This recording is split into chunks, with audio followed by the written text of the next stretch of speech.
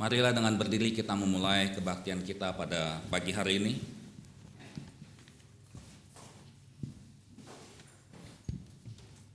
Aku mau bersyukur kepadamu dengan segenap hatiku. Aku mau menceritakan segala perbuatanmu kepadaku yang ajaib ini. Aku mau bersukacita dan bersukaria karena Engkau, bermazmur bagi namamu yang maha tinggi. Sebab musuhku mundur, tersandung jatuh dan binasa di hadapanmu. Sebab Engkau membela perkaraku dan hakku, sebagai hakim yang adil Engkau duduk di atas tahta. Dialah yang menghakimi dunia dengan keadilan dan mengadili bangsa-bangsa dengan kebenaran. Demikianlah Tuhan adalah tempat perlindungan bagi orang yang terinjak, tempat perlindungan pada waktu kesesakan.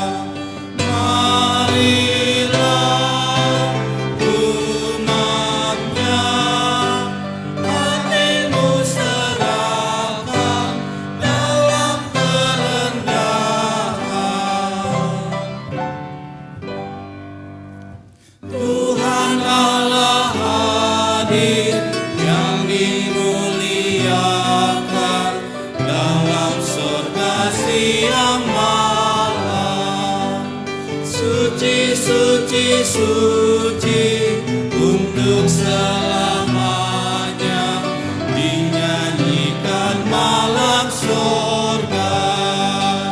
Ya Allah, terimalah pujian jemaat beserta malaikat.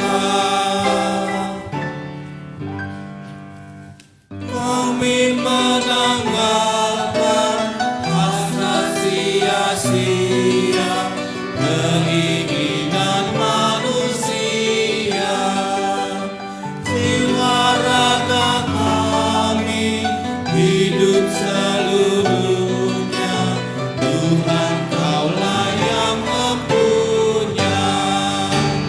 Dikaulah yang esa, patut dimuliakan seberhana Allah.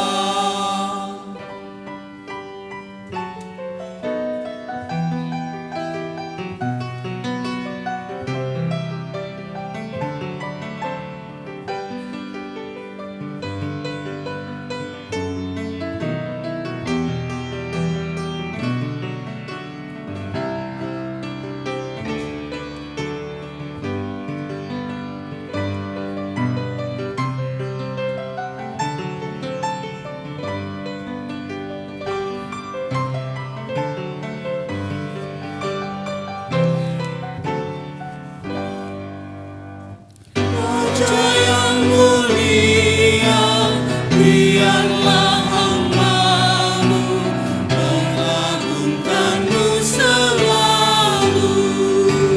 Hingga aku ini sungguh beribadah, sama seperti malaikat, dan benar mendengar firman-Mu ya Tuhan, agar ku lakukan. Pertolongan kita adalah di dalam nama Tuhan yang menjadikan langit dan bumi, yang kasih setianya kekal sampai selama-lamanya.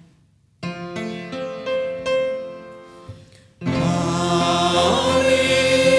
amin, amin, amin.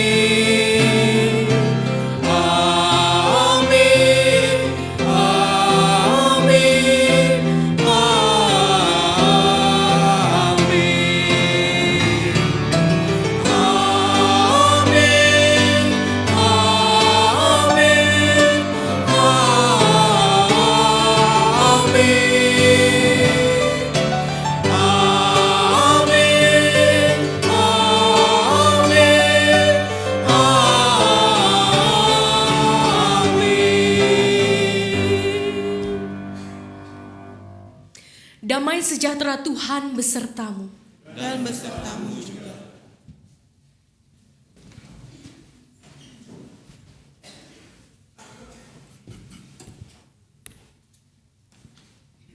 Umat Tuhan, dalam hidup sehari-hari, banyak orang Kristen menantikan mukjizat Tuhan yang akan menyembuhkan dirinya dari sakit dalam sekejap.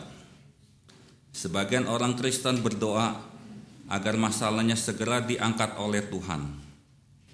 Ada juga orang Kristen yang mengklaim kekayaan dari Tuhan karena mereka percaya bahwa mereka adalah anak Tuhan, Sang Raja yang Maha Kaya itu.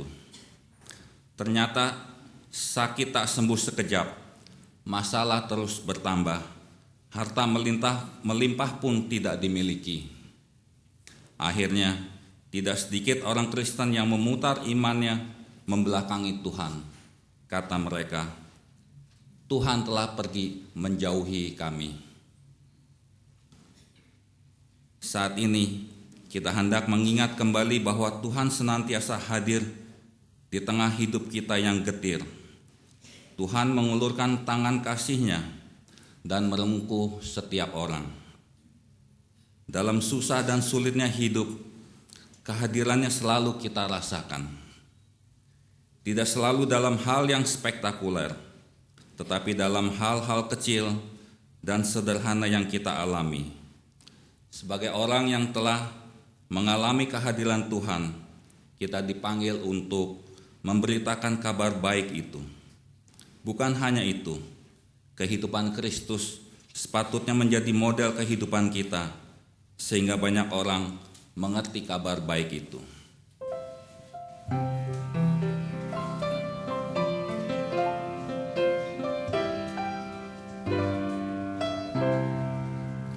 Jalan hidup tak selalu tanpa kabut yang pekat, namun kasih Tuhan nyata pada waktu yang tepat.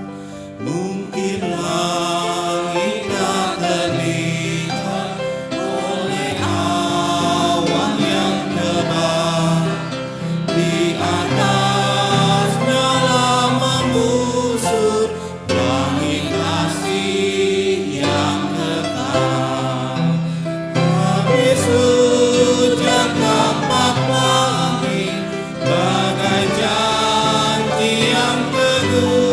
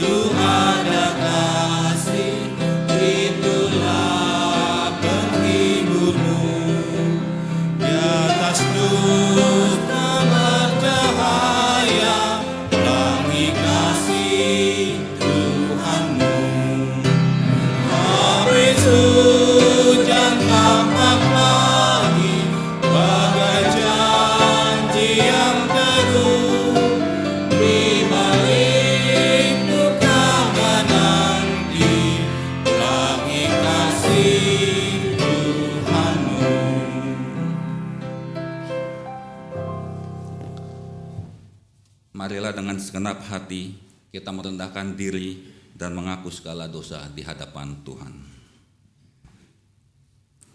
Ya Tuhan, kami mengaku bahwa hidup kami masih dipenuhi dengan perbuatan yang melanggar kehendak-Mu. Hidup kami masih kami gunakan dalam rangka kesenangan kami semata, bukannya memuliakan Tuhan dan menjadi berkat bagi sesama kami. Kami suka menyia-nyiakan waktu yang Tuhan beri bagi kami. Kasihanilah kami, ya Tuhan.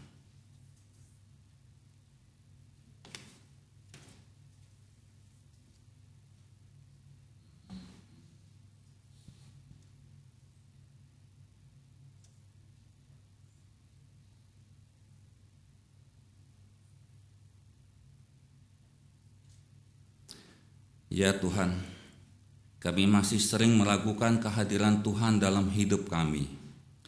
Berbagai pertanyaan sering muncul. Di mana Tuhan ketika kami sakit? Di mana Tuhan ketika kami bangkrut dan melarat?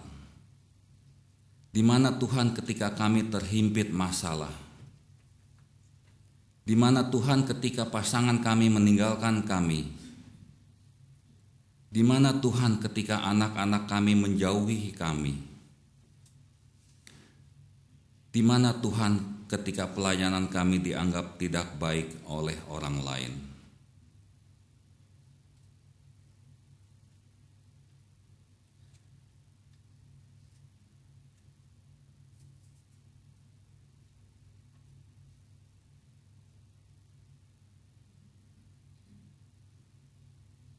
Ya Tuhan, kami lupa bahwa Engkau selalu hadir, bahkan sebelum semesta ini ada. Engkau yang menjadikan kami dan Engkau selalu menyertai kami sebelum kami memulai segala sesuatu. Ajarlah kami untuk melihat kehadiran-Mu bukan hanya dari hal yang besar dan spektakuler, tetapi juga melalui hal yang kecil dan sederhana yang kami alami sehari-hari. Ampunilah kami dan teguhkanlah iman kami kepadamu. Ajarlah kami untuk selalu percaya dan memegang firman-Mu saat susah dan saat senang. Amin.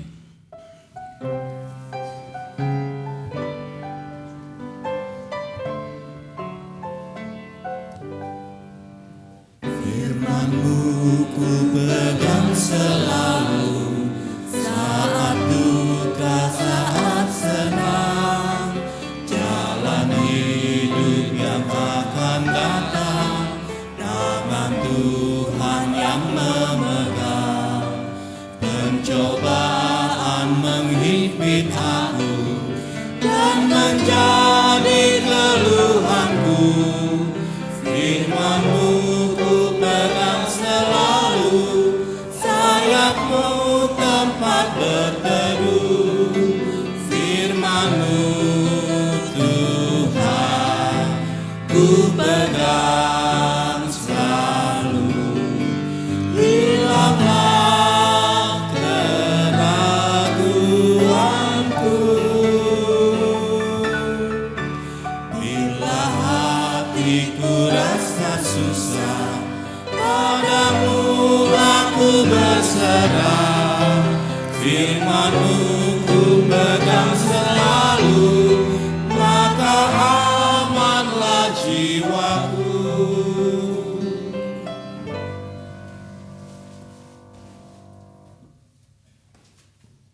Umat Tuhan, dengarlah berita anugerah Tuhan dalam Mazmur 31 ayat 22 dan 23.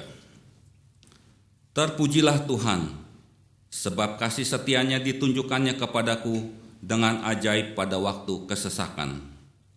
Aku menyangka dalam kebingunganku, aku telah terbuang dari hadapan mata-Mu. Tetapi sesungguhnya Engkau mendengarkan suara permohonanku ketika aku berteriak kepadamu minta tolong. Demikianlah berita anugerah dari Tuhan. Syukur kepada Allah.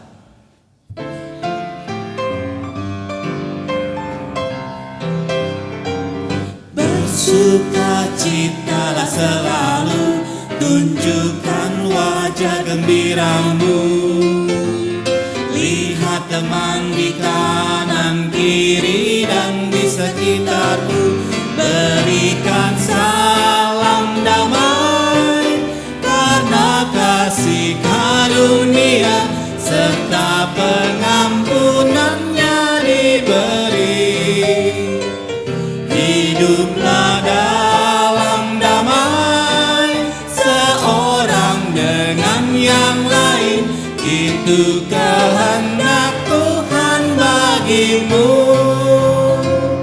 Bersukacitalah selalu, tunjukkan wajah gembiramu. Lihat teman di kanan kiri dan di sekitarmu, berikan salam damai, karena kasih karunia serta pengampunannya diberi. Hiduplah dalam damai, seorang dengan yang lain, itu kehendak Tuhan bagimu.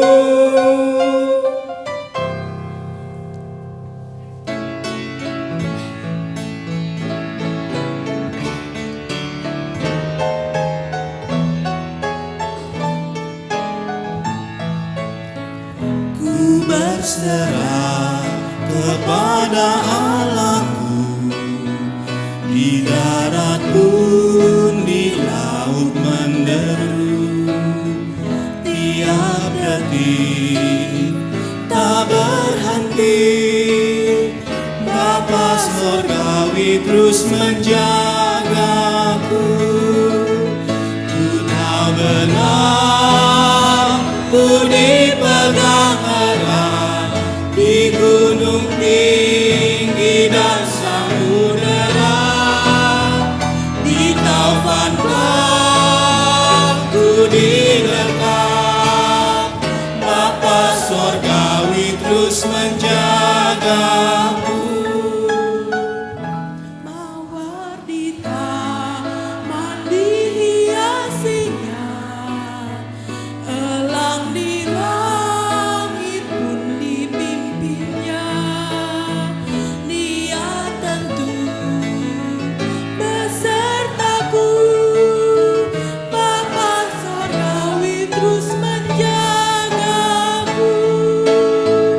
Ku tahu benar, ku dipegang erat di gunung tinggi dan samudera, di taufan gelap ku didekat, Bapa Sorgawi terus menjagaku.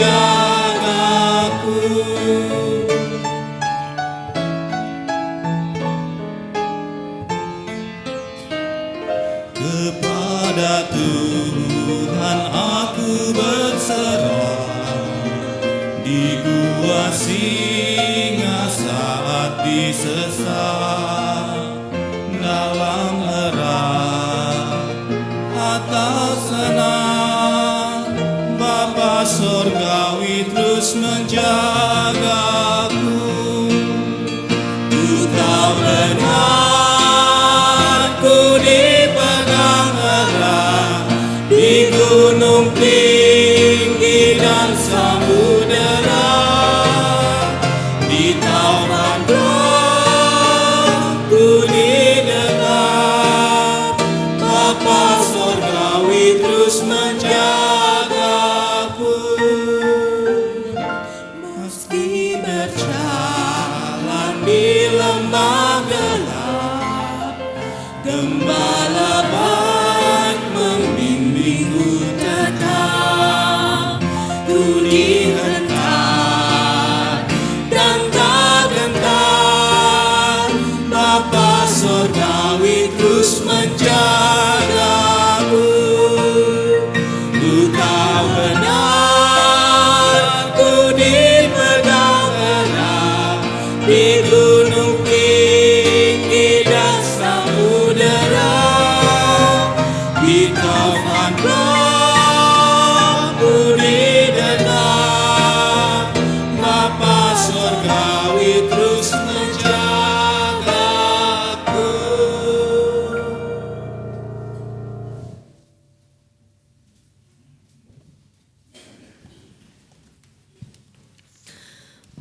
kita mempersiapkan hati dan pikiran kita mau berdoa.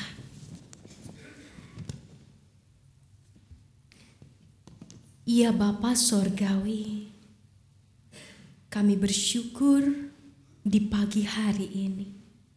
Walaupun cuaca pagi hari ini kurang bersahabat, tapi kami bisa ada di rumah-Mu ini karena kebaikan-Mu. Karena Kau memberikan kepada kami kerinduan di dalam hati kami, di dalam batin kami, untuk mencari Tuhan, memuliakan Tuhan, berelasi dengan Tuhan. Dan biarlah Tuhan kerinduan kami ini juga kami nyatakan ketika kami membaca firman-Mu. Kami mau menggali bersama firman-Mu kembali ya Tuhan. Sehingga suara-Mu yang begitu lembut dapat kami dengar dalam hati kami dan pikiran kami, menyapa kehidupan kami. Kami mengucap syukur Tuhan bila masih ada kesempatan bagi kami untuk membaca firman Tuhan. Biarlah Roh-Mu yang kuduslah yang menolong kami di tengah kelemahan dan keterbatasan kami, baik kami yang mendengar maupun kami yang menyatakan perenungan. Biarlah kuasa-Mu yang tak terbatas menaungi setiap kami.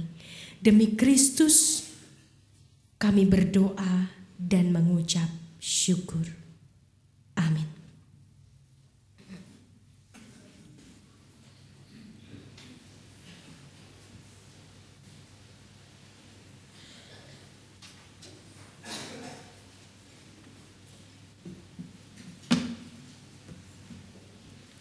Ada ralat bukan Yohanes tapi Yesaya 40 ayat 21.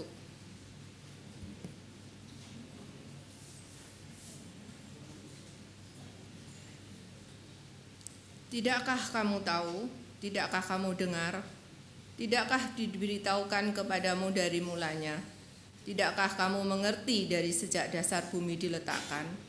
Dia yang bertahta di atas bulatan bumi, yang penduduknya seperti belalang. Dia yang membentangkan langit seperti kain dan memasangnya seperti kemah kediaman.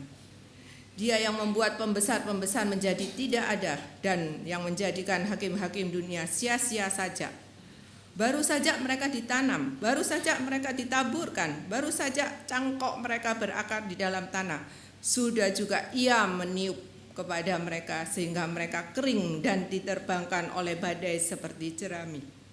Dengan siapa hendak kamu samakan aku? Seakan-akan aku seperti Dia, firman yang maha kudus. Arahkanlah matamu ke langit dan lihatlah siapa yang menciptakan semua bintang itu dan menyuruh segenap tentara mereka keluar. Sambil memanggil nama mereka sekaliannya, satu pun tiada yang tak hadir oleh sebab Ia maha kuasa dan maha kuat. Mengapakah engkau berkata demikian, hai Yakub? Dan berkata begini, hai Israel, hidupku tersembunyi dari Tuhan dan hakku tidak diperhatikan Allahku. Tidakkah kau tahu dan tidakkah kau dengar? Tuhan ialah Allah kekal yang menciptakan bumi dari ujung ke ujung. Ia tidak menjadi lelah dan tidak menjadi lesu, tidak terduga pengertiannya. Dia memberi kekuatan kepada yang lelah dan menambah semangat kepada yang tiada berdaya. Orang-orang muda menjadi lelah dan lesuh dan teruna-teruna jatuh tersandung. Tetapi orang-orang yang menanti-nantikan Tuhan mendapat kekuatan baru. Mereka seumpama Raja Wali yang naik terbang dengan kekuatan sayapnya. Mereka berlari dan tidak menjadi lesuh. Mereka berjalan dan tidak menjadi lelah. Demikianlah firman Tuhan.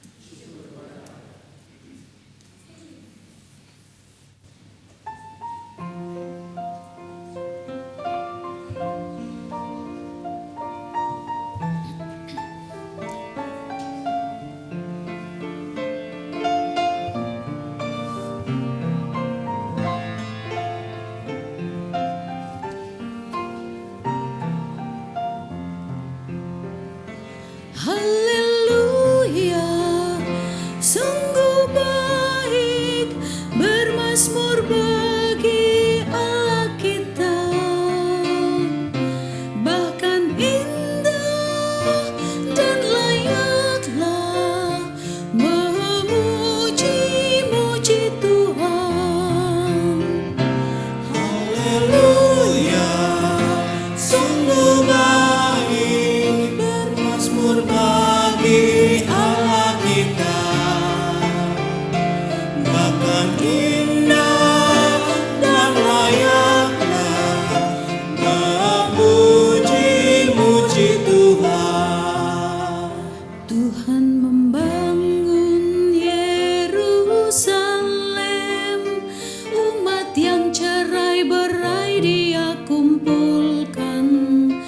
Dia sembuhkan orang yang patah hatinya dan membalut luka-luka mereka.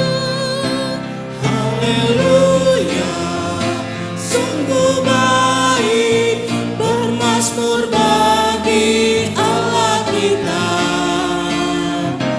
Bahkan indah dan layaklah memuji-muji Tuhan. Dia menentukan jumlah bintang-bintang dan menyebut nama-nama semuanya. Besarlah Tuhan, berlimpah kekuatannya, kebijaksanaannya tidak terhingga. Haleluya, sungguh baik bermazmur bagi Allah kita. Bahkan indah dan layaklah memuji-muji Tuhan. Mereka yang tertindas Dia tegakkan lagi, tapi Dia rendahkan orang-orang fasik. Bernyanyilah baginya dengan nyanyian syukur, bermazmurlah baginya dengan kecapi. Haleluya, sungguh baik bermazmur bagi Allah kita. Bahkan indah dan layaklah memuji-muji Tuhan. Dia yang tutupi laut dengan awan-awan, yang menyediakan hujan bagi bumi, yang membuat gunung-gunung menumbuhkan rumput, yang memberi makanan pada hewan, kepada anak-anak burung gagak, yang memanggil-manggil. Haleluya, sungguh baik bermazmur bagi Allah kita. Bahkan indah dan layaklah memuji-muji Tuhan. Dia tak suka pada kegagahan kuda, tak senang kepada kaki laki-laki. Tuhan suka kepada yang takut akan Dia, yang berharap akan kasih setianya. Haleluya, sungguh baik bermazmur bagi Allah kita. Bahkan indah dan layaklah memuji-muji Tuhan.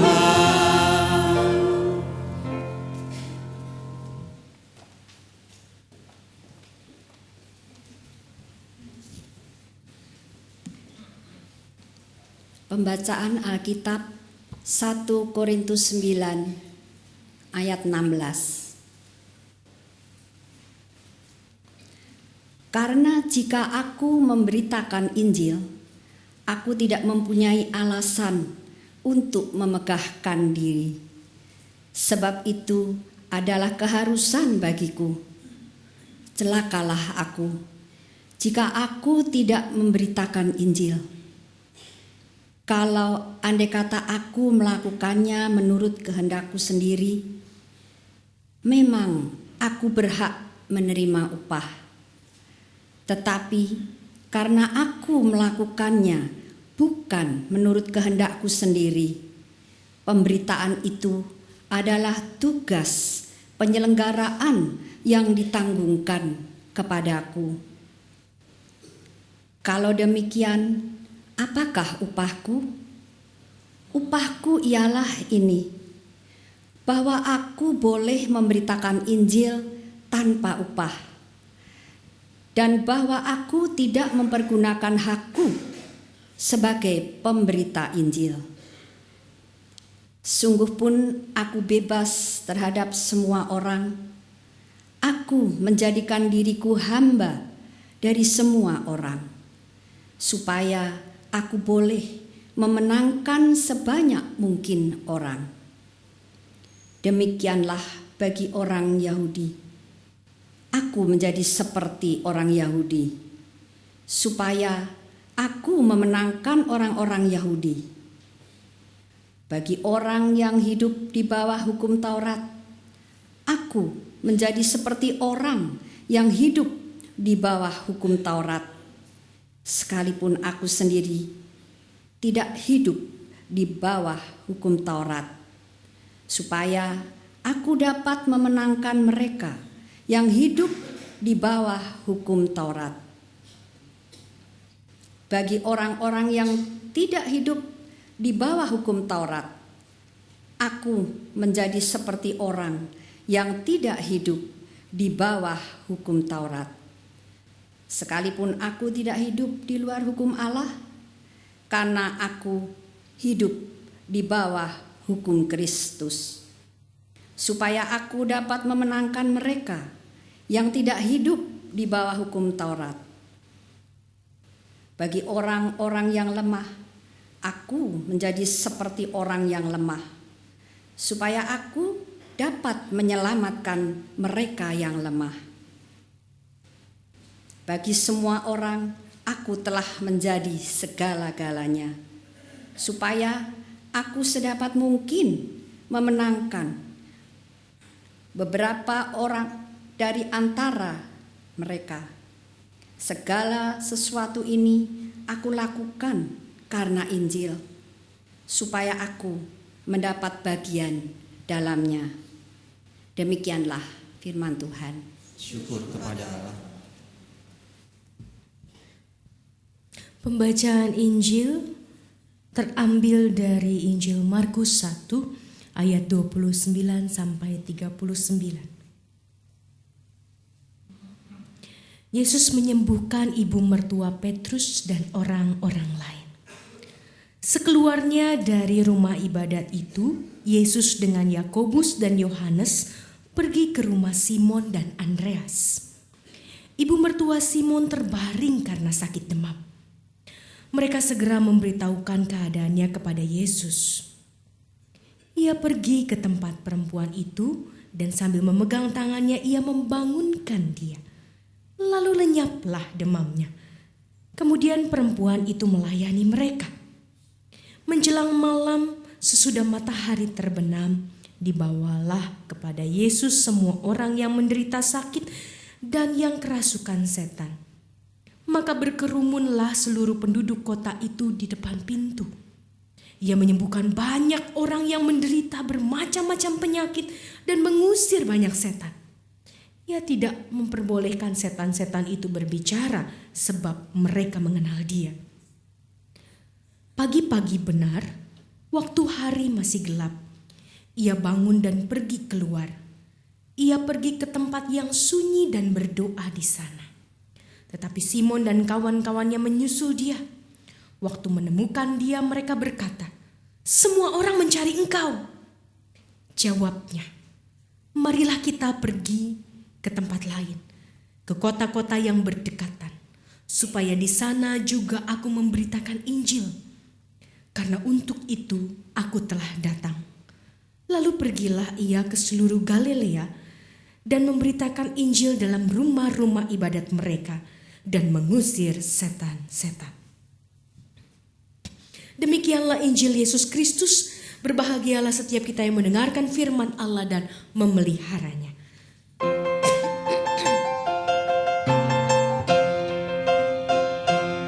Haleluya, haleluya, pujilah Tuhanmu selamanya, haleluya. Nyanyi dan soraklah, agungkan namanya, puji Pujilah Tuhanmu selamanya. Haleluya. Haleluya. Haleluya. Pujilah Tuhanmu selamanya. Haleluya. Nyanyi dan soraklah, agungkan namanya. Pujilah Tuhanmu selamanya. Haleluya.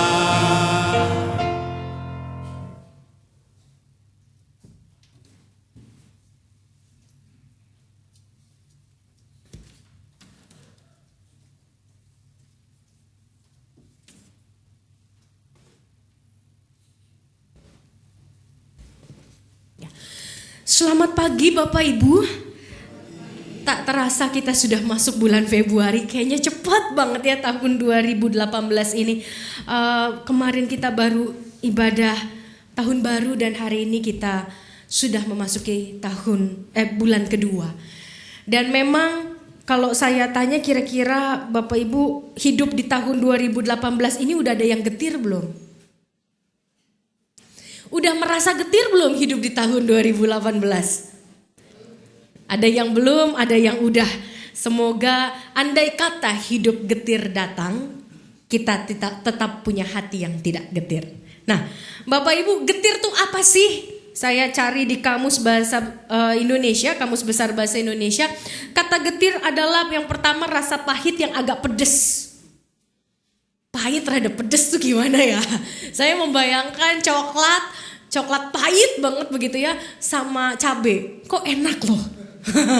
Kalau di beberapa merek coklat gitu ya, khususnya coklat-coklat dari Eropa tuh kan macam-macam gitu ya. Rasanya ada yang coklat pahit 75% kokoanya gitu. Pahit bener tapi ada pedesnya.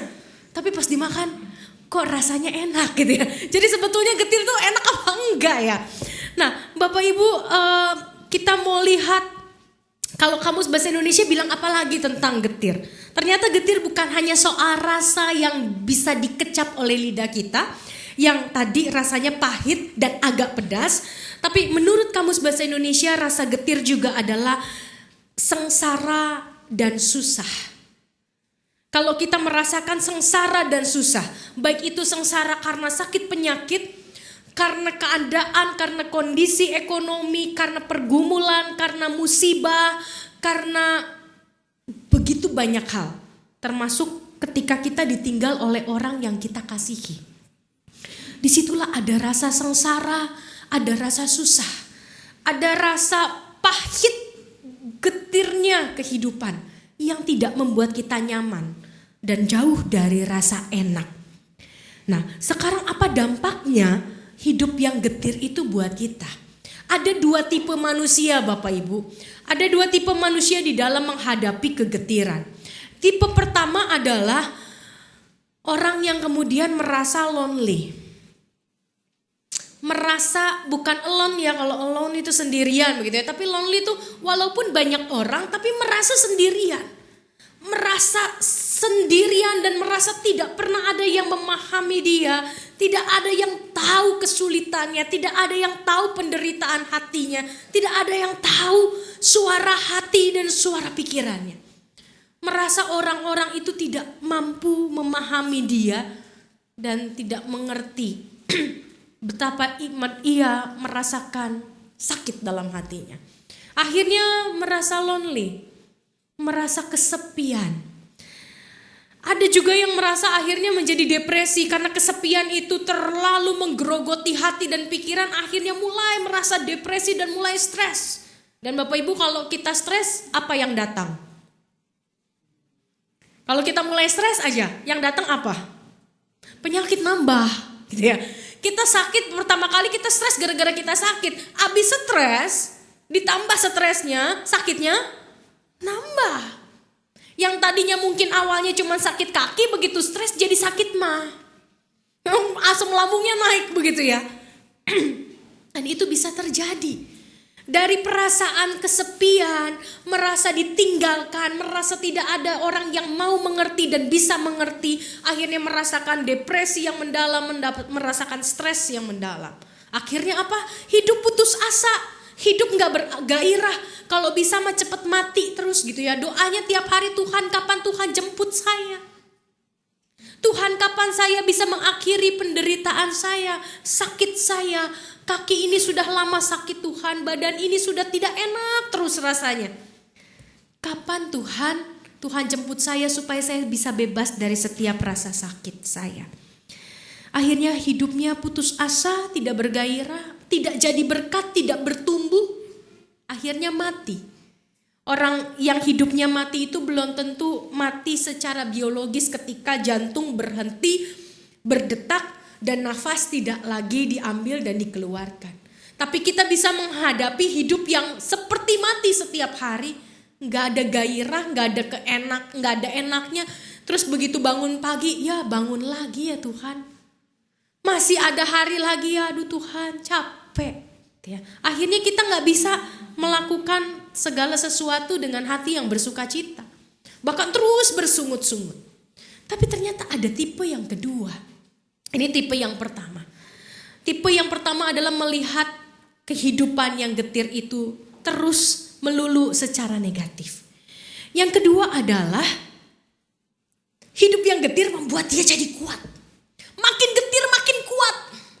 Makin getir makin hebat. Makin getir makin bertumbuh. Makin getir makin maju. Makin getir makin mandiri. Makin getir hidup makin berkualitas dan berkembang. Dan makin getir dia akan menjadi orang yang makin kuat dan makin tangguh. Bapak Ibu, kalau kita menghadapi hidup yang getir, mana pilihan kita? Kita memilih hidup yang pertama gitu ya, respon-respon yang pertama, aduh getir banget Tuhan, gak enak. Semuanya gak enak. Atau enak Tuhan, saya belajar untuk menikmati. Kemarin suami saya baru cek kolesterol, mau 300. Ini udah turun Bapak Ibu, tadinya mau 400 gitu ya. Karena doyannya B2. Nah ketika kemudian kemarin dia cek darah, dipaksa sama mamanya, kebetulan mama mertua dan papa mertua masih ada. Ayo cek darah sekalian, cek gula papa. Karena papa saya gulanya juga tinggi, papa mertua. Begitu cek mau 300 dan yang jeleknya yang LDL ya. LDL-nya jeleknya tinggi benar begitu ya. HDL-nya yang bagus malah sedikit benar begitu. Akhirnya dia stres Bapak Ibu. Aduh kok hidup begini amat gitu ya.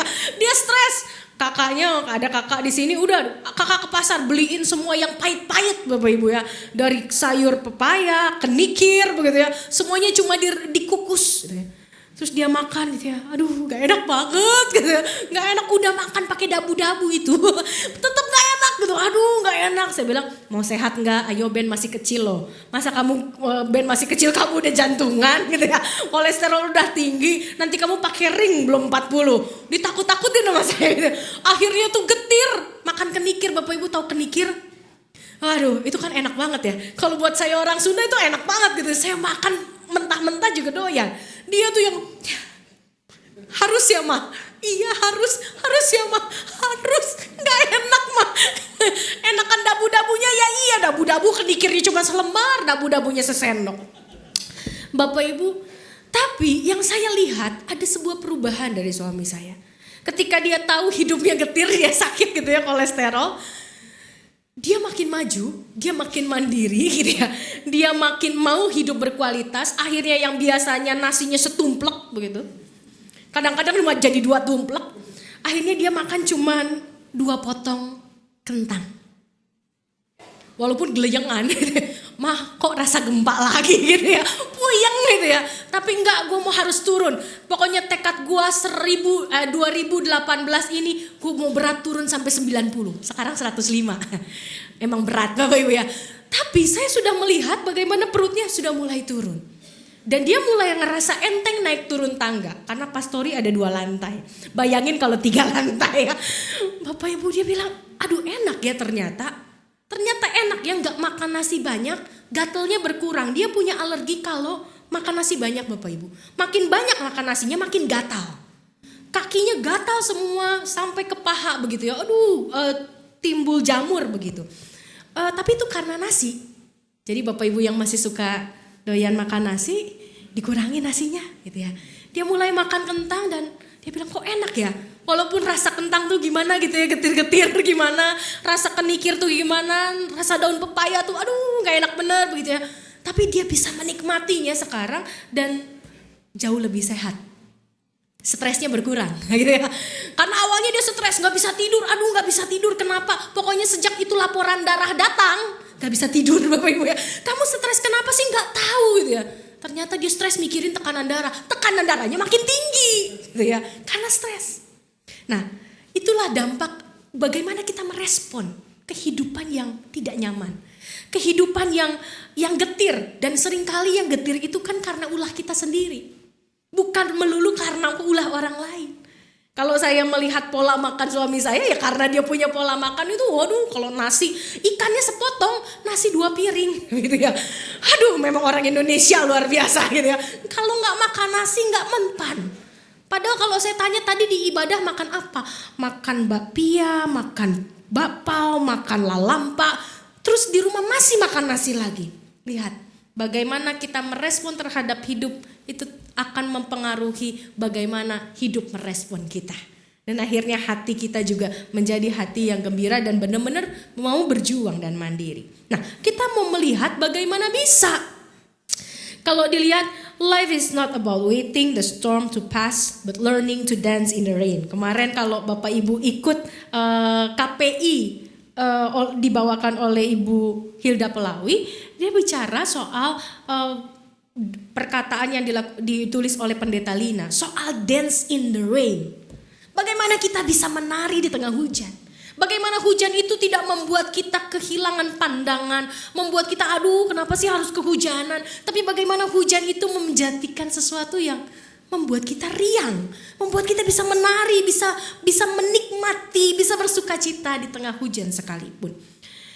Bagaimana bisa? Cuman karena kita mengenang janji Tuhan. Gak ada satupun yang bisa memisahkan aku darimu. Itu janji Tuhan. Tidak ada satupun, bahkan maut sekalipun tidak akan bisa memisahkan kasihku kepadamu. Ketika kita mengingat janji Tuhan, kita merasapi bahwa di dalam hidup kita ada Yesus, di dalam hidup kita ada kebaikan, di dalam hidup kita ada berkat. Ada janji Tuhan yang selalu bagaikan pelangi. Walaupun hidup tidak selalu indah seperti tadi pujian kita yang kita nyanyikan. Jalan hidup tak selalu tanpa kabut yang pekat. Lalu apa? Janji Tuhan nyata. Janji Tuhan nyata. Mana tadi ya? Oh, namun kasih Tuhan nyata pada waktu yang tepat. Jalan hidup tak selalu tanpa kabut yang tepat, namun kasih Tuhan nyata pada waktu yang tepat. Waktunya Tuhan, bukan waktu kita. Tapi kita butuh ada kepercayaan itu dalam diri kita. Bahwa andai kata tangan saya terangkat dan saya tidak melihat seperti gambar ini, ada tangan terulur pada saya, tapi saya yakin ada tangan Tuhan yang tak nampak sedang terulur pada saya.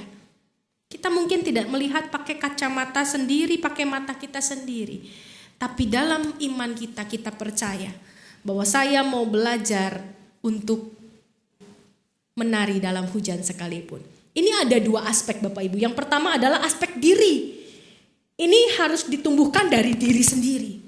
Yang kedua, dari Tuhan. Kita bisa menghadapi segala sesuatu yang getir itu karena ada Tuhan. Kalau Tuhan gak ada, gak sanggup kita. Jadi ada 2 aspek dalam hidup kita supaya kita bisa merespon secara positif hidup yang getir itu. Dari dalam diri sendiri dan dari Tuhan. Dua-duanya harus beriringan. Kita gak bisa terus berharap Tuhan tolong saya tapi imannya gak ada. Atau kita bilang, oh Tuhan saya mau sembuh, saya mau sembuh tapi gak punya iman. Cuman bilang sembuh aja, gak pakai iman. Gak bisa begitu ya. Nah kita mau melihat dari 2 tokoh. Apa yang dialami 2 tokoh ini tentang Tuhan. Karena Tuhan akan selalu ada selamanya bagi setiap orang, bagi setiap kalangan, di ranah publik ataupun pribadi, dalam masalah berat ataupun masalah ringan, yang membuat dia dipuja ataupun dihujat, dia tetap ada, begitu. Dia ada buat orang-orang yang menghujat dia atau memuja dia.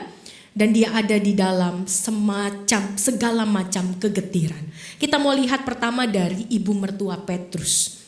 Ibu mertua Petrus ini kalau Bapak Ibu bayangkan muda apa tua? Tua. Karena ibu mertua selalu tua gitu ya. Enggak ya Bapak Ibu, belum tentu ya. Saya coba membayangkan dan membaca konteks pada saat itu. Kan kira-kira kayak ibunya Yesus aja ketika melahirkan Yesus kurang lebih usianya 12 sampai 15. Andai kata Petrus adalah anak pertama, maka misalnya Petrus pada saat itu seusia dengan Yesus sekitar 30-an, maka usia ibunya masih baru 40-an atau menjelang 50-an. Masih muda enggak? Masih, apalagi buat oma-oma di sini ya. Oma-opa di sini udah sampai 80 begitu ya. 50, 40 akhir itu masih muda. Masih sehat. Bahkan 40 akhir itu biasanya masih disebut sebagai puber kedua gitu ya. Puber kedua, lagi centil-centilnya kalau ibu-ibu ya. Bapak-bapak tuh lagi centil-centilnya juga. Yang biasa nggak pakai tanco. Ya. Nah, saya membayangkan ibu mertua Petrus sebetulnya nggak terlalu tua. Walaupun di beberapa gambar ada yang tua. Jadi saya ketika cari, ternyata ada kelihatan ibu mertua Petrus itu nggak terlalu tua. Ya, kurang lebih 40-50. Tapi, apa yang menarik? Dia terbaring karena sakit demam. Bapak Ibu pernah sakit demam? Sering, aduh, jangan sering-sering Bapak Ibu. Namanya kita demam itu sampai berbaring dan gak bisa bangun, artinya apa? Demamnya tinggi sekali. Jadi demam itu kan bisa bikin sangat pusing begitu ya, aduh pusing sampai lemes begitu, sampai akhirnya dia tidak bisa bangun.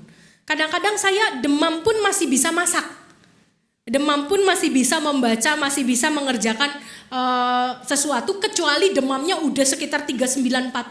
Tapi kalau demamnya 38, sumbang-sumbang doang gitu ya, itu kan disebut demam juga, tapi masih bisa melakukan banyak hal. Ini sampai berbaring, berarti bisa dikatakan demamnya bukan demam biasa. Dan pada saat itu, kalau orang bilang demam, cuma demam doang, sekarang makan Panadol. Zaman itu belum ada Panadol, belum ada antibiotik, dan biasanya kalau ada demam pasti ada infeksi, betul gak? Di sini kita ada bapak dokter, gitu ya, ada ibu dokter. Bener gak kalau demam itu pasti ada infeksi? Selalu, hampir selalu begitu. Berarti kan ada infeksi sesuatu yang gak bisa mungkin kalau sekarang cek darah atau cek segala macam. Widahlah apa gitu kan ya, mau tahu misalnya demamnya karena tipes, karena DBD, ini gak ada pada masa itu. Jadi demam sedikit pun bisa berbahaya, setuju Bapak Ibu?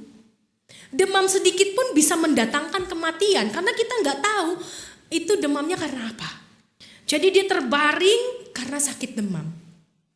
Tapi akhirnya Yesus datang hanya dengan apa? Memegang tangan. Bayangkan Bapak Ibu, kita sedang berbaring. Lalu Yesus datang dan dia memegang tangan kita. Lalu Yesus, yuk bangun. Diajak bangun. Kalau kita mungkin udah teler banget, mau gak bangun? Aduh, gak kira-kira ya nih orang ya, gak tahu apa gue lagi sakit gitu. Udah puyengnya luar biasa, udah demam tambah vertigo lagi begitu ya. Suruh bangun, pingsan gue. Tapi Bapak Ibu, apa yang dilakukan oleh mertua Petrus ini? Dia bangun. Dan sekejap itulah dia sembuh. Hilang demamnya. Di sini aspek yang tadi dua, gitu ya, ada dua gambar. Dari aspek diri sendiri ada, aspek dari Tuhan ada.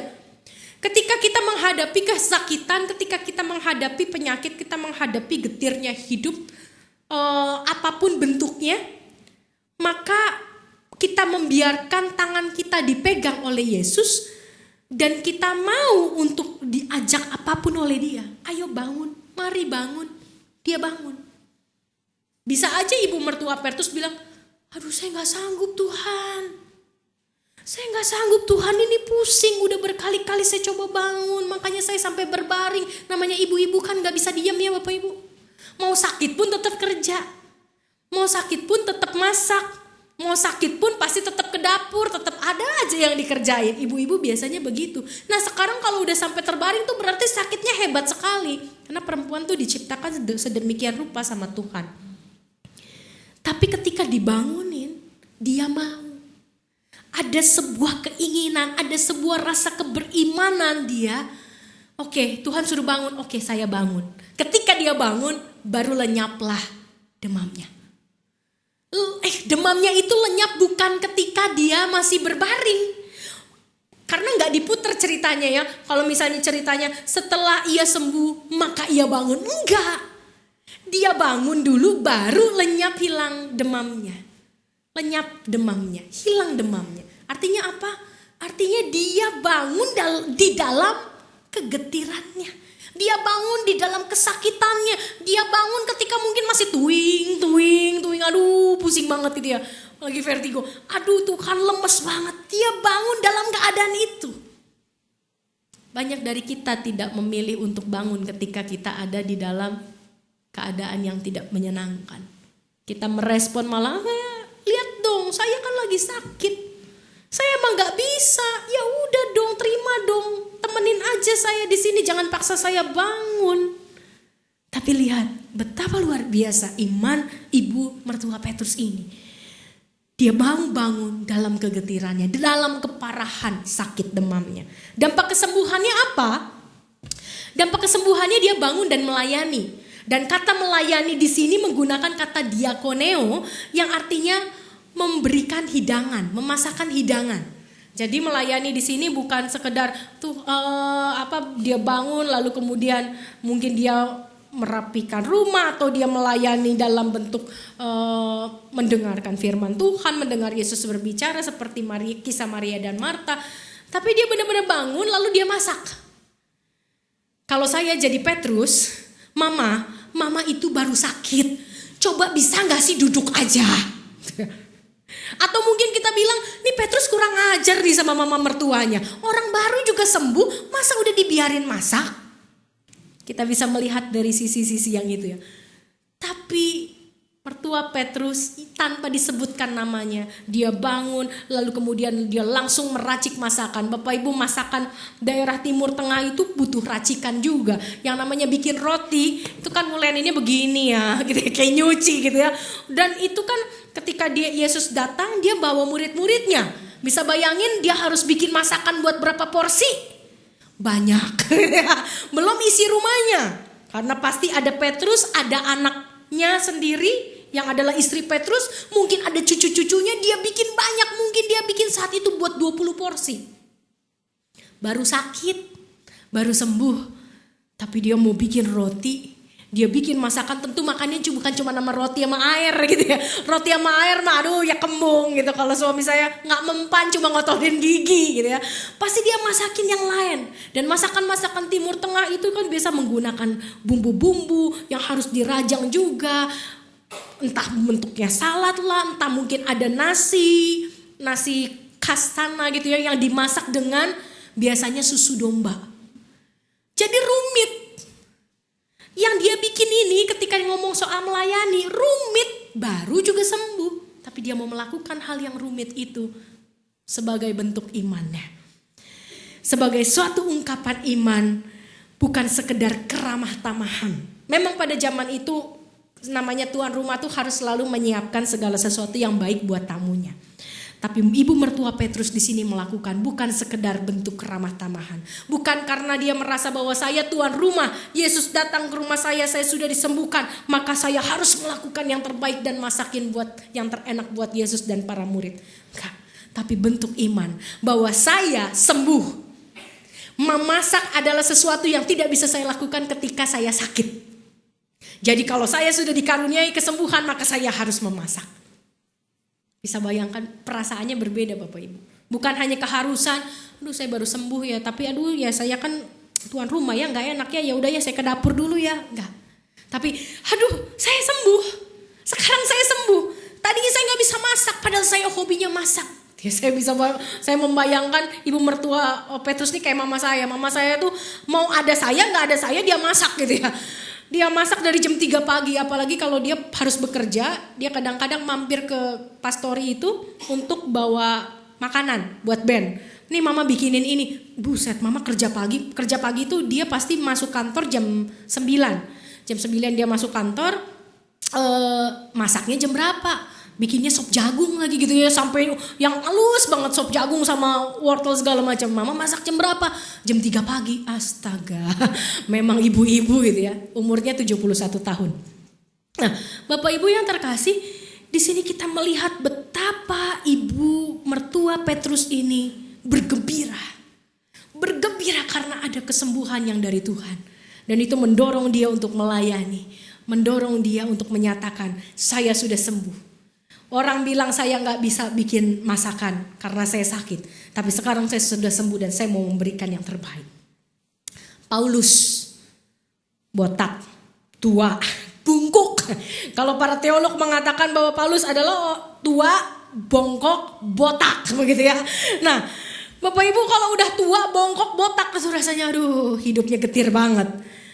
Paulus adalah pribadi yang keras, kaku, sadis, dan ganas. 1 Timotius 1 ayat 13 itu dia mengakui bahwa saya ini adalah pribadi yang ganas. Bapak Ibu boleh membaca 1 Timotius 1 ayat 13 nanti. Dia mengatakan bahwa saya ini manusia yang ganas. Dia gak pandang siapa yang dikejarnya.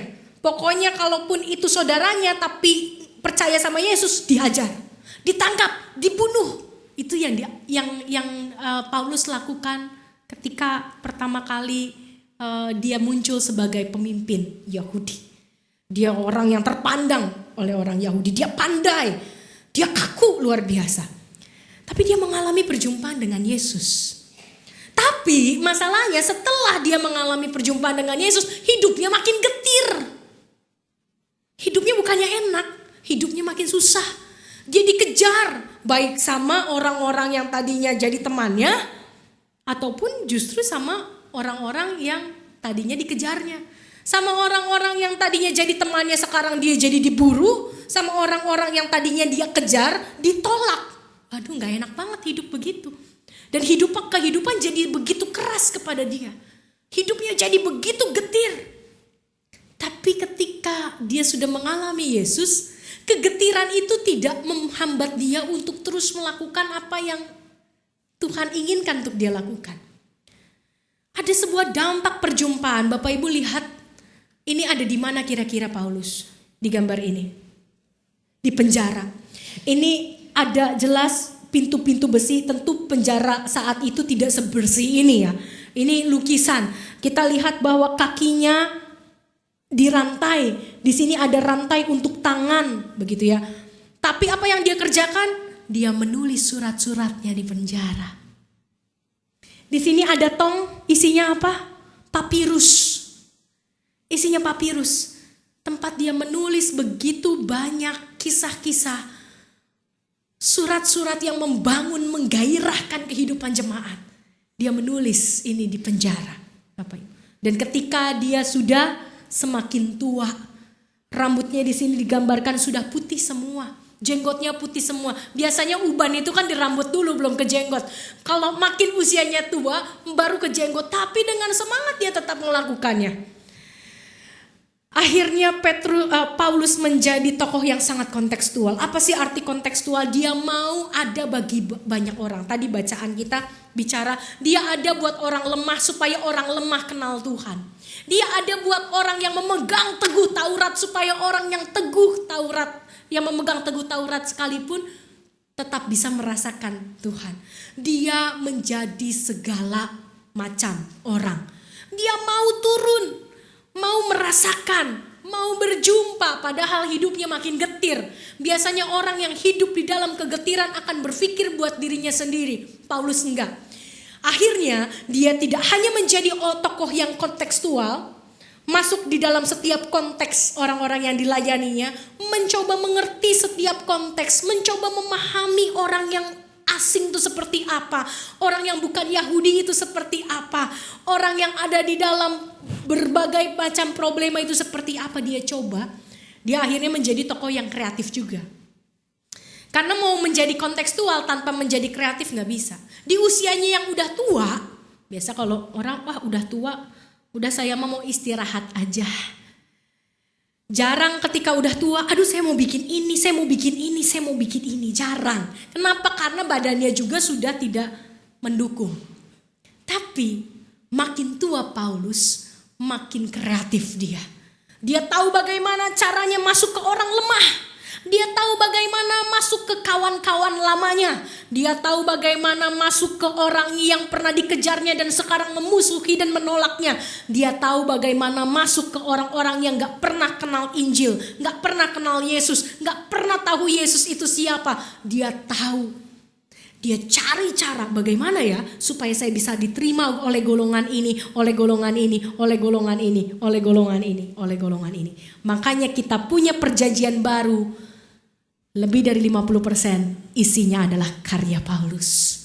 Karena dia berusaha untuk masuk di dalam setiap konteks. Dia nulis surat enggak asal-asal Bapak Ibu. Hai kepada jemaat begitu enggak. Dia tahu apa yang dialami oleh jemaat-jemaat itu. Coba kalau Bapak Ibu baca surat-surat Paulus, dia tahu setiap konteks. Dia tahu setiap permasalahan, dia tahu setiap pergumulan. Tahu dari mana? Sedangkan dia lebih banyak di penjaranya daripada di luar penjaranya. Artinya di dalam penjara pun dia coba cari tahu. Kalau ada orang yang mengunjungi dia cari tahu bagaimana keadaan di sana. Bukan orang yang bertanya gitu ya. Kalau saya membayangkan Ahok nih ya. Ahok datang, orang pada berkunjung gitu kan. Pasti nanya, gimana Pak, sehat? Bagaimana Bapak bisa berjuang di tengah penjara? Bagaimana bisa begini? Oh iya gak apa-apa kok saya. Tapi saya membayangkan Ahok juga bertanya, bagaimana sekarang kondisi balai kota? Bagaimana Jakarta hujan begini masih banjir enggak? Gimana Jakarta pedagang kaki limanya masih awut-awutan apa enggak? Tambah. Kita enggak lagi ngomongin pemimpin yang lain ya, kita lagi ngomongin Ahok ya Bapak Ibu ya. Gimana istri saya? Wah dilema Bapak Ibu ngomongin itu. Tapi dia bertanya, itu juga yang dilakukan Paulus. Dia bertanya, gimana jemaat di Roma, gimana jemaat di Korintus, apa yang perlu saya doakan, apa yang perlu saya lakukan di dalam penjara. Paulus itu lebih banyak di dalam penjara Bapak Ibu daripada di luar penjara. Akhirnya dia menjadi tokoh yang membangun jembatan dan bukan tembok. Dia menghantarkan satu kelompok dengan kelompok yang lain. Dia menggabungkan golongan satu dengan golongan yang lain dan dia mempersatukan umat Tuhan. Tokoh yang melatih diri sedemikian rupa agar karakternya berubah. Dari yang tadi keras, sadis, ganas, kaku menjadi orang yang fleksibel, menjadi orang yang rendah hati, menjadi orang yang lembut, menjadi orang yang bukan ganas tapi sungguh-sungguh penuh kasih. Hidupnya getir. Tapi dia bisa jadi pribadi yang demikian. Dan bila hidup masih getir, jangan salahkan Yesus atau katakan Yesus tidak peduli dalam kepada hidup saya. Mari kita lihat, mari kita evaluasi respon kita terhadap hidup yang getir itu. Apakah salah kita? Andai pun bukan salah kita seperti yang Paulus alami. Paulus tuh ada di dalam penjara bukan karena salah dia, tapi karena dia memilih untuk mengikuti Kristus. Hidup bisa jadi getir, mungkin karena kita memang memilih untuk menjadi pasif. Paulus dan ibu mertua Petrus memilih untuk menjadi aktif, tidak menutup mata atas kehadiran juru selamat. Karena Tuhan mempergunakan segala macam kondisi kita sebagai manusia untuk mengubah kita, bukan untuk menyengsarakan kita.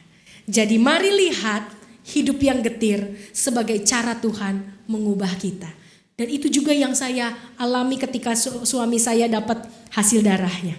Dan itu juga yang suami saya alami ketika dia dapat hasil darahnya.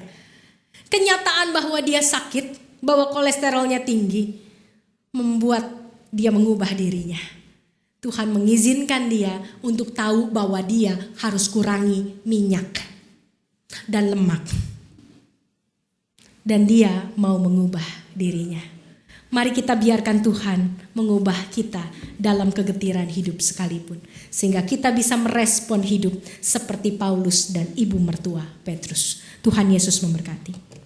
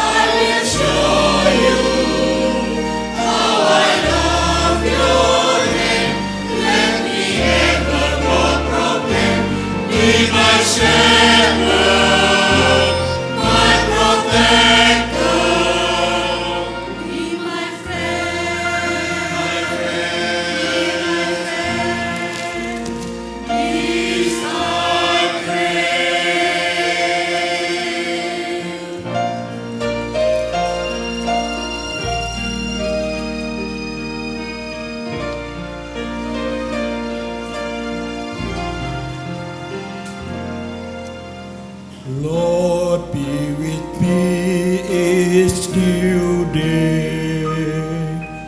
Yet as I walk every pathway, in my time of need, I will follow you. Be my shepherd, please I pray. Lord, be my true foundation. As you will be for creation, precious Lord, here I pray. May I know your tender care. Lord, protect me. Please I pray. Lord, be my Lord, my shepherd. No one may I ever know. Lord, make me whole and keep my soul where still waters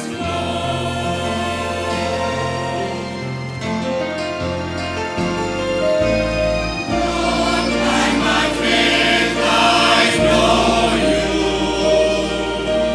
Lord, by my needs I will show you how I love your name. Let me evermore proclaim. Be my shepherd, my protector, my friend, please I pray. Please I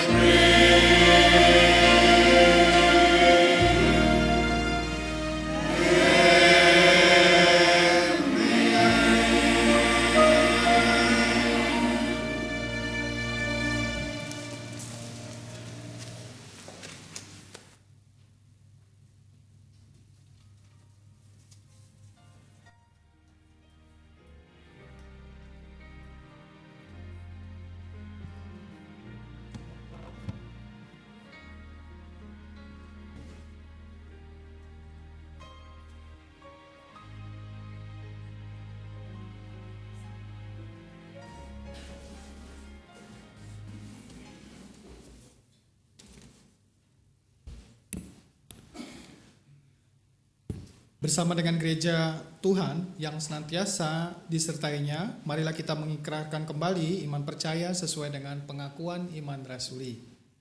Aku percaya kepada Allah, Bapa yang Maha Kuasa, Khalik langit dan bumi, dan kepada Yesus Kristus, Anak yang tunggal Tuhan kita, yang dikandung daripada Roh Kudus, lahir dari darah Maria, yang menderita sengsara di bawah pemerintahan Pontius Pilatus, disalibkan, mati dan dikuburkan, turun ke dalam kerajaan maut. Pada hari yang ketiga, bangkit pula dari antara orang mati, naik ke surga, duduk sebelah kanan Allah, Bapa yang Maha Kuasa. Dan dari sana ia akan datang untuk menghakimi orang yang hidup dan yang mati. Aku percaya kepada Roh Kudus, gereja yang kudus dan am, persekutuan orang kudus, pengampunan dosa, kebangkitan orang mati, dan hidup yang kekal. Silakan duduk.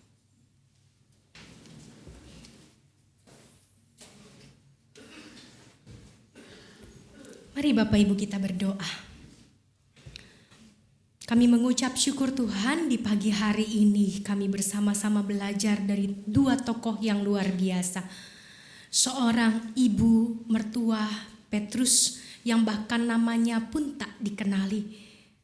Tapi ia sungguh-sungguh menunjukkan keberimanannya kepada Tuhan sehingga peristiwa kesembuhannya dicatatkan di dalam Injil. Dan kami juga melihat bagaimana Tuhan mengubahkan sosok Paulus yang begitu kontroversial, begitu keras pada awalnya, begitu buas dan ganas. Tapi Tuhan ubahkan menjadi pribadi yang begitu lembut, begitu sabar, begitu penuh dengan sukacita dan semangat melayani Tuhan. Bahkan di tengah hidupnya yang semakin hari semakin getir. Kami percaya Tuhan, kami juga bisa dipakai oleh Tuhan untuk menjadi berkat-berkat dan teladan-teladan di dalam kehidupan kami. Karena di dalam kegetiran sekalipun kami berjumpa dan diubahkan oleh Tuhan. Hari ini kami mau berdoa untuk setiap kami yang ada di sini, setiap keluarga kami. Kami tahu Tuhan bahwa hidup tidak selalu manis dan tahun 2018 ini juga mungkin akan diwarnai dengan hal-hal yang tidak menyenangkan, hal-hal yang pahit, hal-hal yang membuat kami merana dan menangis. Tapi Tuhan, biarlah ketika kami hari ini diingatkan bahwa Tuhan selalu dekat, bahwa tidak ada satupun yang bisa memisahkan antara kami dan kasih Tuhan, biarlah kegetiran hidup yang kami alami di tengah-tengah kehidupan kami ini tidak membuat kami berhenti memuji dan memuliakan nama-Mu.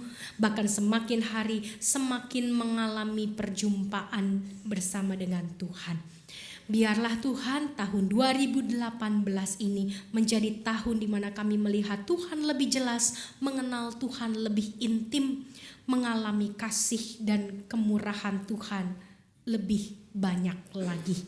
Tuhan, hari ini kami juga mau berdoa untuk program kerja komisi dan majelis jemaat tahun 2018 sampai 2019. Kiranya apa yang sudah dipersiapkan, sudah dipresentasikan kemarin lewat rapat koordinasi, biarlah itu semua dapat menghasilkan hal-hal yang baik, membawa Tuhan lebih dekat di tengah jemaat ini sehingga setiap kami bisa merasakan kehadiran Tuhan lewat program-program kerja kami.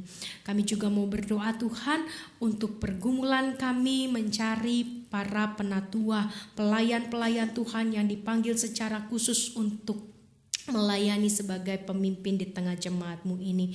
Kiranya Tuhan juga yang terus menolong kami. Engkau yang ada di dalam setiap hati umat Tuhan. Engkau yang memilih, Engkau yang memperlengkapi dan memperkuat hati dan komitmen setiap orang yang sudah Kau panggil. Kami juga mau berdoa Tuhan untuk gereja-gereja dimanapun tahun 2018 ini, biarlah gereja-gereja semakin menjadi berkat dan menjadi kesaksian, menjadi teladan di tengah umat Tuhan, juga di tengah bangsa dan negara kami. Sehingga gereja semakin memuliakan Tuhan, semakin memperkuat iman percaya kami sebagai tubuh Kristus di dalam ladang-ladang pekerjaan kami, pelayanan kami, keluarga kami, ketika kami ada di tengah lingkungan dimanapun Tuhan menempatkan kami. Terima kasih Tuhan, kami juga berdoa untuk proses pemilihan presiden yang sudah mulai juga berjalan dari tahun ini, dari setiap kegiatan-kegiatan politik, aktivitas politik yang akan dilakukan sepanjang tahun 2018 menjelang 2019, biarlah itu juga dapat berjalan dengan baik, dengan tanpa kekerasan, tanpa kerusuhan, tapi dengan tenang dan tentram, juga dengan tertib, di mana semua saudara-saudara kami bisa saling menghormati satu sama lain di tengah begitu banyak perbedaan. Terima kasih Tuhan Yesus, inilah doa syafaat kami yang kami naikkan di dalam satu nama Yesus Kristus yang sudah mengajar kami berdoa. Bapa kami yang ada di surga,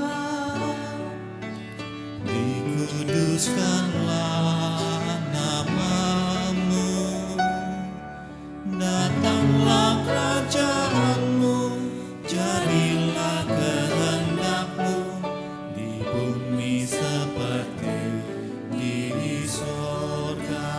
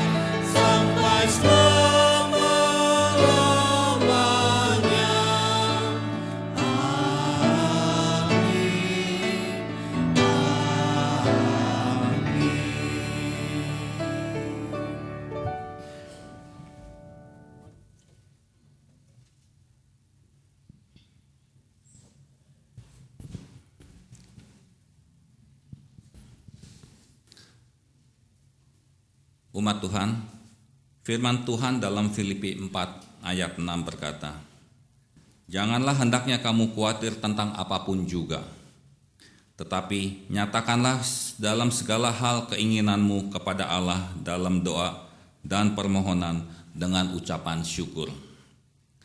Mari kita nyatakan ucapan syukur kepada Tuhan melalui persembahan saat ini. Ingatlah, Tuhan menghendaki kita untuk selalu mengucap syukur kepadanya dalam seluruh karya kita di dunia.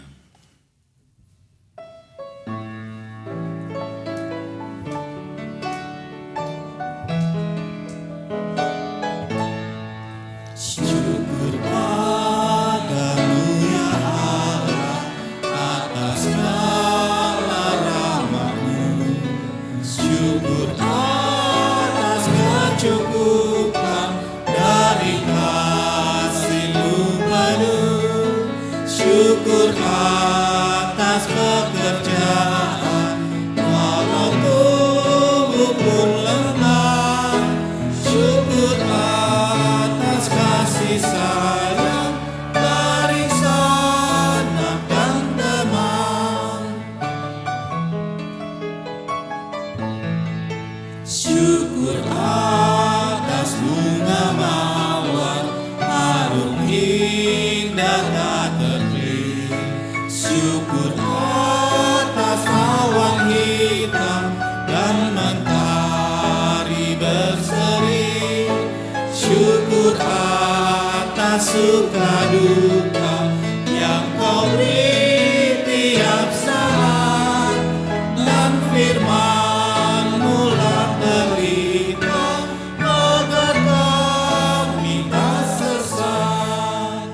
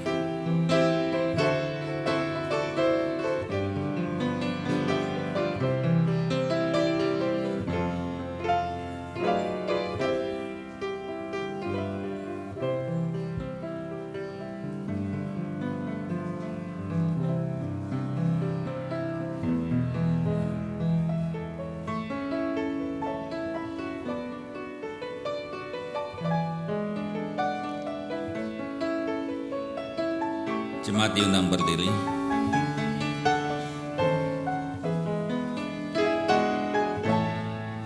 Syukur atas keluarga penuh kasih yang mesra. Syukur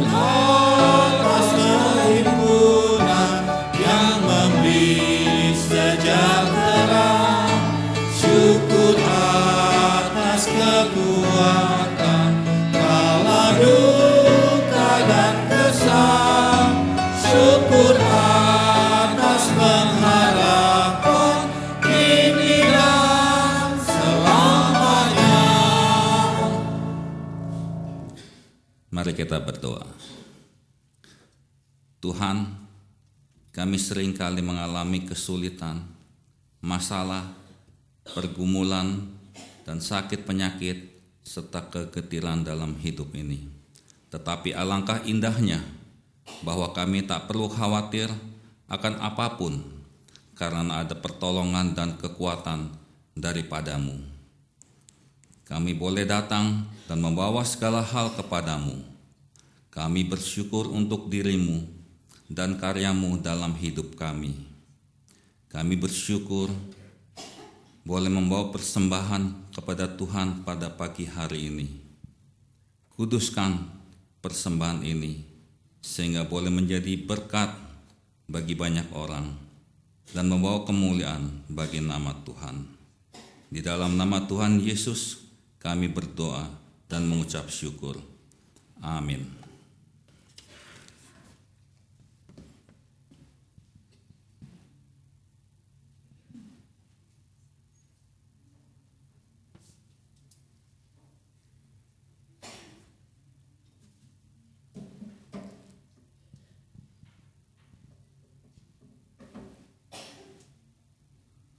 Jemaat yang terkasih, Tuhan selalu hadir bahkan dalam saat paling getir sekalipun. Percayalah kepadanya dan tuturkanlah kepada dunia tentang kasih dan kuasa-Nya. Teguhkanlah iman kami ya Tuhan, karena kami mau menuturkan kasih dan kuasa-Mu kepada dunia.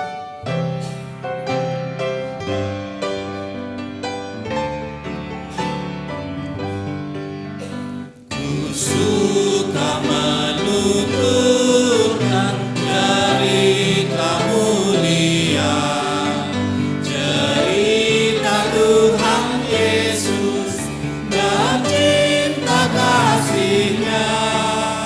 Ku suka menuturkan cerita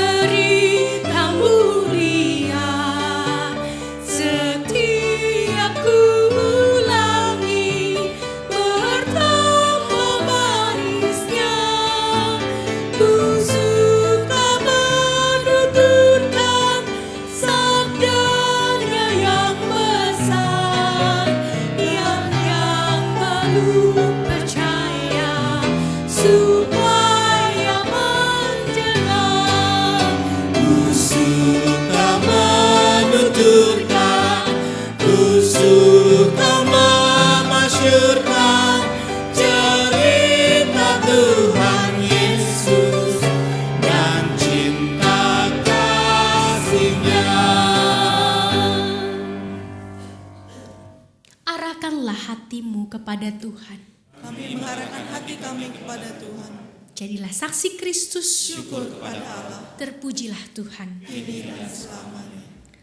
Mari kita bersama-sama pergi dengan membawa berkat Tuhan. Kiranya kasih karunia dari Allah Bapa, kasih dari Yesus Kristus menyertai setiap kita di dalam langkah perjalanan hidup kita yang getir sekalipun, sehingga kita tetap bisa menjadi berkat dimanapun Tuhan menempatkan kita. Amin.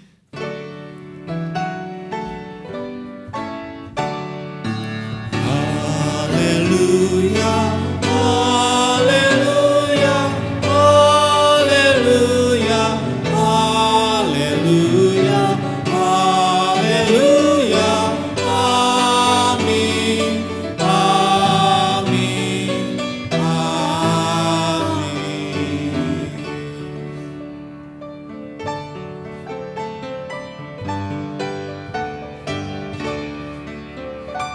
Ku suka menuturkan cerita mulia, pun bagi yang percaya tak hilang indahnya, dan nanti ku nyanyikan di sorga.